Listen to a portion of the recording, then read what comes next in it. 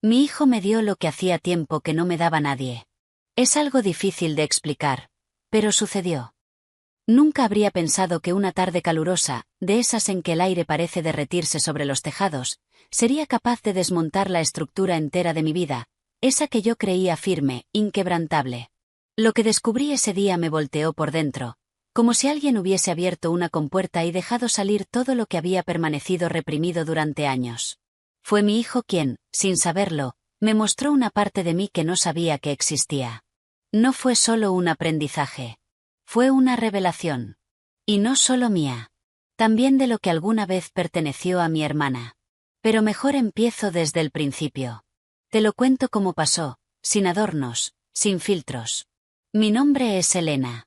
Tengo 67 años y vivo en un pueblo escondido entre colinas, en una región que parece suspendida en otra época, donde las voces corren más rápido que los coches y las historias se deslizan de balcón en balcón como hojas al viento. Soy maestra retirada, madre de un hijo que ya ha dejado atrás la adolescencia, y viuda desde hace más de 7 años. A Pedro lo arrastró la corriente una tarde de tormenta. Desde entonces, el silencio en casa se volvió una presencia que lo ocupa todo, sobre todo por las noches, cuando el alma se vuelve más frágil. Mi día a día tiene una rutina sencilla, casi mecánica.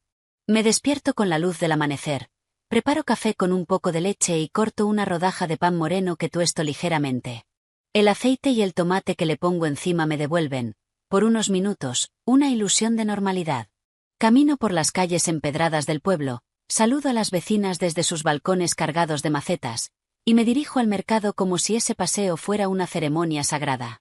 Allí, entre frutas de colores intensos y voces que se mezclan en un murmullo constante, intento mantenerme anclada al presente. Después del mercado, me encuentro con las de siempre. Mujeres con las que he compartido décadas. Nuestras conversaciones son una mezcla de confesiones, bromas y nostalgias que parecen brotar con cada taza de café. Evocamos los veranos de juventud, los amores que nunca terminamos de soltar del todo, los sueños que se esfumaron como humo, y los que aún se esconden, testarudos, entre las arrugas de nuestras manos. En ese intercambio de recuerdos, encontramos una forma de seguir vivas, de seguir siendo nosotras. Mi hijo, Julián, estudia arte digital en Sevilla. Desde que se marchó, la casa parece demasiado grande, y sin embargo, cada rincón sigue impregnado de su presencia. Cuando vuelve, la atmósfera cambia. Su risa llena los pasillos, sus cosas se esparcen como si el tiempo retrocediera. Y sin embargo, ya no es el niño que crié. Hay algo diferente en su forma de estar, de moverse, de mirarme. Algo que no sé cómo explicar sin que suene extraño. Aquella tarde, tras regresar del mercado, me sentía agotada por el calor. El aire estaba tan denso que costaba respirar. Cerré las ventanas dejando solo una rendija para que entrara algo de brisa y subí al desván, donde buscaba unos papeles olvidados. Al mover una caja, un cuaderno cayó al suelo con un golpe sordo. Era mi diario de cuando tenía 20 años. Al abrirlo, las palabras me devolvieron a una versión de mí que creía enterrada. Una mujer con fuego en los ojos, con hambre de vida, con deseos que aún no habían sido domesticados. Estaba sumida en esa lectura cuando noté que Julián estaba de pie en la entrada, mirándome. No dijo nada. Solo me observaba. Sentí que el pasado y el presente se superponían en un cruce silencioso. Desde ese día, algo imperceptible comenzó a cambiar entre nosotros. Se quedaba más tiempo en casa. Se sentaba a mi lado en el sofá, tan cerca que sentía el calor de su piel a través de la tela. A veces, nuestras manos se rozaban sin querer, y ese simple contacto me dejaba un temblor en los dedos. Una noche entró en mi habitación con una taza de tila. Iba con el torso cubierto solo por una camiseta fina, los ojos sombreados por la penumbra. ¿Te molesta que te cuide?, preguntó, casi sin voz. Me quedé quieta. La taza temblaba ligeramente en mis manos. Esa noche no dormí. Me revolví entre las sábanas, buscando una postura en la que el pensamiento no doliera. Pero él estaba ahí, en mi mente, en cada respiración. Al día siguiente, me vestí con la ropa más discreta que encontré, como si pudiera protegerme con tela. Pero el aire había cambiado. La casa estaba impregnada de un perfume que no reconocía, uno que parecía haber nacido de nuestras miradas, de los silencios compartidos. Julián comenzó a cambiar también. Camisetas más ceñidas, colonias dulces, un modo de estar más presente, como si quisiera ser visto. A veces lo sorprendía mirándome fijamente. No era una mirada de hijo. Era otra cosa. Algo que intentábamos evitar, pero que crecía entre nosotros como una planta silvestre. Me escondía en la cocina, con excusas banales. Pero él aparecía. Siempre encontraba una manera de estar cerca. Una tarde, mientras yo regaba las plantas, se acercó por detrás. Me acarició apenas con la yema de los dedos. Fue como si tocara una fibra dormida. Nunca haría nada que te dañara, dijo. Y esa frase, simple, quedó flotando en el aire como un pacto silencioso. Me encerré en casa. Cerré con llave. Pero el deseo ya estaba ahí, como una herida que supura en silencio. Lo sentía bajo la piel, como una corriente eléctrica. Quería huir de mí misma, pero no había a dónde ir. Por las noches, nos cruzábamos en el pasillo como si fuéramos sombras de algo que aún no sabíamos nombrar. Hasta que una noche, sin planearlo, sin pensarlo siquiera, pasó. Un beso. Así empezó. Uno solo, pero suficiente para que el mundo se partiera en dos. Cuando amaneció, supe que nada volvería a ser igual. No podíamos desandar ese camino. Y entonces empezaron las miradas de los otros. Los cuchicheos. Especialmente los de Clara, la vecina que todo lo sabe, todo lo ve, todo lo repite. Sabía que algo pasaba. Sus ojos lo decían antes que su lengua. La seguridad de la vida que había construido comenzó a deshacerse, como un tapiz viejo al que se le sueltan los hilos. Y ahí estaba yo, intentando mantenerme firme, mientras dentro de mí todo se agitaba. Porque lo que sentía no era odio, ni miedo, ni siquiera culpa. Era deseo. Era amor. O algo que se le parecía tanto que me dolía reconocerlo. Me preguntaba una y otra vez cómo habíamos llegado hasta allí. Y la respuesta, por más que la buscara, siempre regresaba en forma de su sonrisa. De su voz. De su forma de pronunciar mi nombre con una ternura que me desarmaba. No sé si alguien entenderá esto. Tal vez no deba contarlo.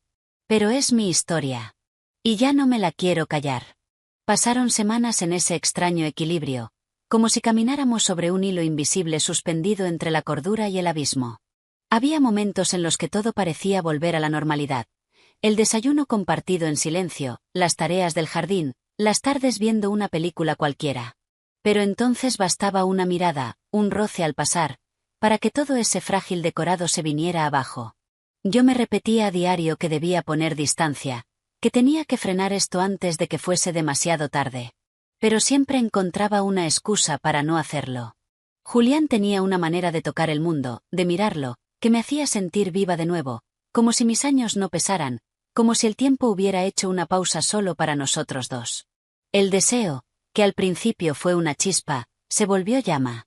Y yo, que siempre me había sentido tan firme, tan correcta, me descubrí a mí misma dejando de luchar contra lo inevitable. Por las noches, compartíamos ese silencio que solo conocen quienes ya se han cruzado una frontera.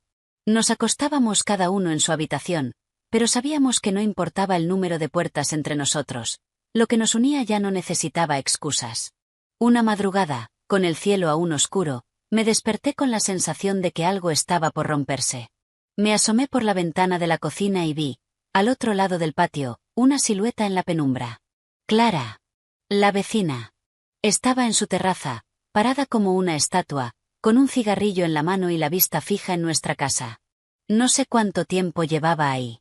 No sé cuánto vio. Pero lo supe con una certeza absoluta, nos había descubierto. El corazón me golpeaba en el pecho con violencia. El día comenzó como cualquier otro, pero el rumor ya se había esparcido como aceite sobre el agua. Las miradas al cruzar la plaza cambiaron. Las conversaciones se cortaban apenas llegaba yo. En el mercado, la frutera evitó tocarme la mano al darme el cambio. Era como si todo el pueblo supiera, sin saber exactamente cómo, lo que había ocurrido tras las paredes de mi casa. Esa tarde, Clara me interceptó en la panadería. Me miró con una mezcla de desprecio y lástima que me dejó sin aliento.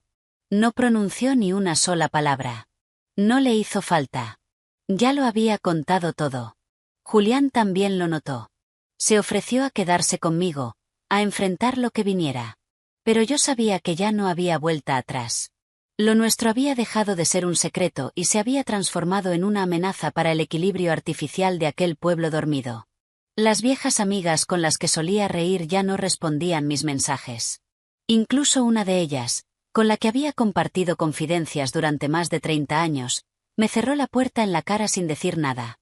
Los días siguientes fueron una mezcla de rabia, tristeza y resignación. Empecé a sentirme como una intrusa en mi propia casa, en mi propia vida. Lo que había sido mío durante décadas, las calles, los bancos de la plaza, las tiendas, se volvieron ajenos, fríos. Como si me hubieran exiliado sin moverme. Una tarde, mientras recogía la ropa tendida, escuché a dos vecinas en voz baja. Dicen que hasta lo tenía escrito en un diario. Que ella lo provocó. Que siempre fue rara. Aquello fue la gota final. Lo decidí sin lágrimas, sin drama. Solo con esa clase de claridad que llega cuando uno ya no tiene nada que perder. Esa noche le dije a Julián que me iba. Que necesitaba empezar de nuevo. Él insistió en venir conmigo, pero lo detuve. Le expliqué que no debía cargar con esto, que debía terminar su carrera, su vida, sin la sombra de lo que fuimos. Que esto, lo que pasó entre nosotros, había nacido del amor, sí, pero también del dolor, de la soledad, del desarraigo. No quise que lo arrastrara como una cruz. Vendí la casa a escondidas, sin anunciarlo. Una inmobiliaria de la ciudad se encargó de todo. Pocos días después, con una maleta y una caja de libros, me subí a un autobús con destino a Zaragoza. Nadie me despidió. Nadie preguntó. Para ellos, ya no existía. Ahora vivo en un pequeño piso con vista a un parque. Hay niños que juegan por las tardes, y ancianos que pasean con sus perros. Nadie sabe quién fui. Nadie me pregunta por qué vine. Y eso, por ahora, es todo lo que necesito. Hay días en los que el silencio me acompaña, otros en los que me pesa como una losa. Julián y yo nos escribimos de vez en cuando, mensajes breves, palabras cuidadosas. Nos prometimos no hablar del pasado, solo del presente. A veces lo sueño. A veces despierto con su nombre en los labios y no sé si fue un recuerdo o una esperanza. Pero cada vez que camino por esta ciudad nueva, anónima, me doy cuenta de que sobreviví. Que a pesar del escándalo, del exilio forzado, del juicio silencioso de todos, sigo aquí. Sigo siendo. Sigo respirando. Y aunque a nadie se lo diga, aunque lo guarde en lo más profundo de mí, sé que lo que vivimos no fue una locura. Fue una historia humana. Cruda. Imperdonable, tal vez. Pero real. Tan real como cada paso que ahora doy en este lugar donde, por fin, nadie me conoce.